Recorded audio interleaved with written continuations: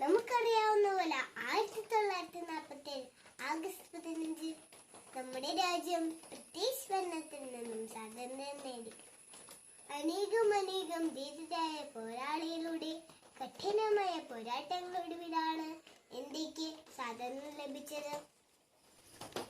അനേകർ കഠിനമായി ഉപദ്രവിക്കപ്പെട്ടു, അനേകർ ജയിലിൽ അടയ്ക്കപ്പെട്ടു, അനേകർ രക്തസാക്ഷികളായി. ബാബുജി, നേതാജി, ചാച്ചാജി തുടങ്ങിയ അനേകം ധീര നേതാക്കന്മാർ ഈ സമരങ്ങൾ മുന്നിൽ നിന്നുകൊണ്ട് നയിച്ചു.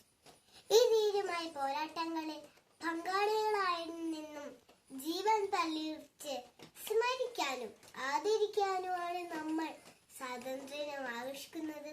ഇന്ന് ലോകത്തിലെ ഒരു വൻ ശക്തി ഇന്ത്യ മാറിയിരിക്കുന്നു. അതിനായി പ്രയത്നിച്ച് എല്ലാവരെയും ഈ സുദിനത്തിൽ നമുക്ക് സ്മരിക്കാൻ. നമ്മുടെ രാജ്യം ഇന്നും പല പ്രശ്നങ്ങളും വെല്ലുവിളികളും നേരിടുന്നുണ്ട്. അതിനെയെല്ലാം അതിജീവിക്കാൻ നമുക്ക് ഐക്യത്തോടെ പ്രയത്നിക്കാം.